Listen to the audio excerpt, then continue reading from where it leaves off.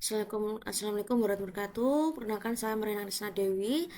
Saya akan mempresentasikan tentang kurs dan inflasi untuk memenuhi tugas ekonomi makro.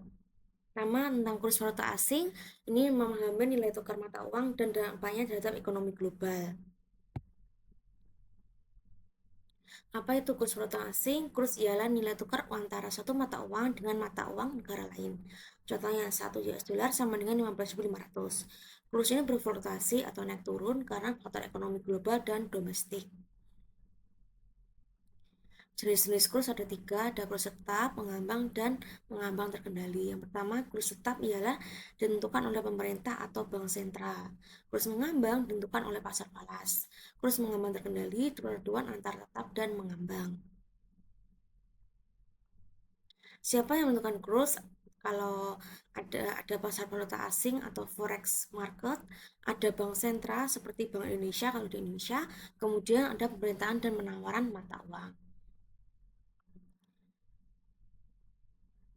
Faktor yang mengaruhi kurs ada 4, tingkat suku bunga dan inflasi. Jadi semakin suku bunga semakin naik dan inflasi semakin naik, berarti kurs ini semakin naik juga. Sebanding ya dengan suku bunga dan inflasi. Neraca perdagangan atau ekspor dan impor, kemudian ada intervensi atau campur tangan pemerintah, dan ada sentimen pasar.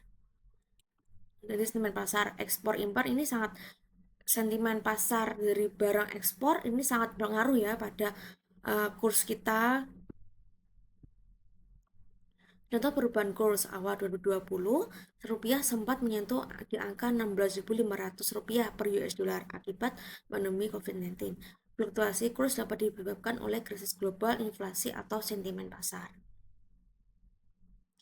Apresiasi vs depresiasi. Apresiasi itu nilai mata uang naik terhadap mata uang yang lain. Depresiasi nilai mata uang turun terhadap mata uang yang lain. Apresiasi menyebabkan impor, ciri-cirinya impor lebih murah dan ekspor jadi mahal. Depresiasi ekspor meningkat, impor jadi mahal. Seperti ini tuh kalau saat ini tahun 2025 mungkin kita mengalami depresiasi ya. Ekspor meningkat, impornya jadi mahal.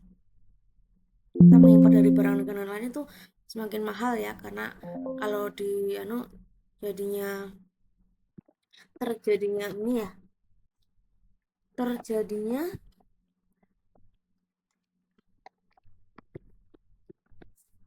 terjadinya karena ada tarif itu ya, tarif dari Amerika Serikat ya. Kemudian kurs dan kebijakan ekonomi, ada model Fleming membahas kurs dalam perekonomian terbuka, kebijakan moneter efektif pada sistem kurs mengambang, kebijakan fiskal efektif pada sistem kurs tetap. Dampak kurs dalam kehidupan sehari-hari, harga barang impor seperti gadget dan bahan bakar akan semakin naik. Jadi semakin gadget kita semakin mahal itu karena kurs kita melemah gitu ya. Harga barang itu berwisata. Misalnya. Jadi penutupnya, kurs ini mencerminkan kekuatan ekonomi sebuah negara. Memahami kurs penting untuk mengambil keputusan ekonomi yang bijak. Kurs bukan hanya soal angka, tapi cermin dinamika dunia.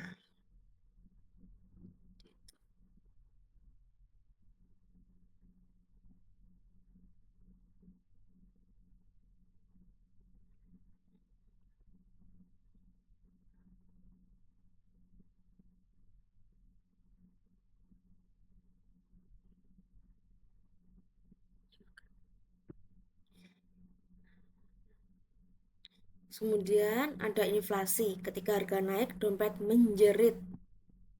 Seperti itu slogannya.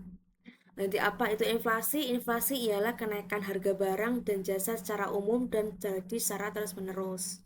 Artinya uang yang sama bisa menjadi yang kita dapatkan semakin sedikit. Contoh sederhananya, dulu beli telur 1 kilo sama dengan 20.000, sekarang 30.000. Itulah inflasi ya. Jadi membeli yang kita dapatkan jadi lebih sedikit. Penyebab inflasi, permintaan naik atau demand full, banyak orang beli barang, stok habis, menyebabkan harga naik. Biaya produksi naik, cost push. Harga BBM naik, ongkos produksi naik. Uang beredar terlalu banyak, nanti pemerintah cetak uang terlalu banyak, nilai uang menjadi menurun. Dampak inflasi yang pertama ada harga naik. Naik, harganya semua serba mahal, menyebabkan daya beli masyarakat menurun. Jadi kemampuan membeli masyarakat menjadi menurun. Tabungan tergerus nilainya karena inflasi gitu ya. Gaji tidak naik, hidup makin sempit. Jadi gajinya tidak naik tapi semua harganya menjadi naik gitu. Daya beli menjadi menurun. Investor jadi ragu-ragu, jadi menjadikan wait and see terus gitu. Bisa menjadi peluang positif bagi pemilik aset old money kayak tanah. Bagi old money ini positif aja ya inflasi ini, karena aset-asetnya tanah properti itu kan sama aja naik gitu ya. Jenis-jenis inflasi itu ada 4 ya. Yang pertama ada inflasi ringan dengan tingkat 10 kurang dari 10% per tahun. Jadi contohnya harga naik tapi masih terkendali, masih dalam kendali kita. Kemudian ada inflasi sedang dengan tingkat 10-30% per tahun, menjadi gaji terasa nggak cukup lagi. Inflasi berat 30-100% untuk menjaga ekonomi. Hiperinflasi lebih dari 100%. Contohnya di negara Venezuela dan Zimbabwe. Contoh kasusnya di negara Venezuela, ini inflasinya terjadi tahun 2018 lebih dari 1.000.000.000%. Harga roti bisa naik dalam satu hitungan jam. Uang kertas tidak ada nilainya. Uang orang barter pakai makanan. Jadi orang itu membelinya sudah orang-orang melakukan transaksi itu dengan barter. Jadi uh, dengan barter, dengan tukar menukar, gitu ya. Rakyat untuk susah beli untuk kebutuhan pokok. Kemudian contoh kasusnya di Indonesia tahun 2022 inflasi sempat naik karena harga BBM naik, harga minyak goreng melonjak, masyarakat menjerit minyak goreng kayak beli minyak goreng kayak beli emas gitu ya. Karena karena karena uh, makin mahalnya gitu ya. Kok mahal banget gitu ya. Pemerintah memberikan bantuan langsung tunai dan subsidi karena semuanya serba mahal gitu ya. Jadi pemerintah memberikan bantuan berupa BLT dan subsidi. Kenapa kita harus peduli? Karena inflasi itu menentukan harga makanan kita. Gitu. Jadi inflasinya naik, makanan kita juga semakin mahal. Terus mengurangi nilai gaji. Gaji kita yang 5 juta bisa beli banyak karena inflasi, uh, hanya bisa membeli emas, misalnya hanya bisa membeli emas 2 gram 2 gram gitu ya misalnya, dan mengaruhi tabungan dan investasi. Jadikan pertimbangan saat membuat anggaran rumah tangga. Cara menghadapi inflasi, tips ringannya ada 5. Yang pertama ada investasi berupa saham, emas, dan properti gitu ya. Tetap pertimbangkan ya, semuanya ada punya resiko plus minusnya gitu. Di investasi saham plusnya gimana, emas positif minusnya bagaimana gitu ya. Kurangi hutang berbunga tinggi gitu. Kurangi hutang yang di atas misalnya 10% gitu, bahkan 5% gitu ya.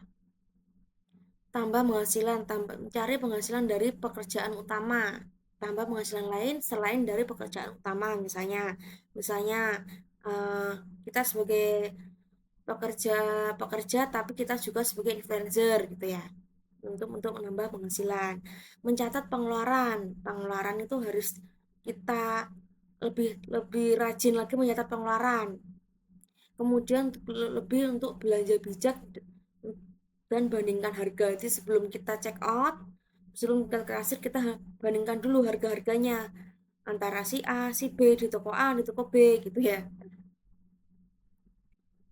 Jadi kesimpulannya inflasi itu wajar tapi perlu untuk dikendalikan.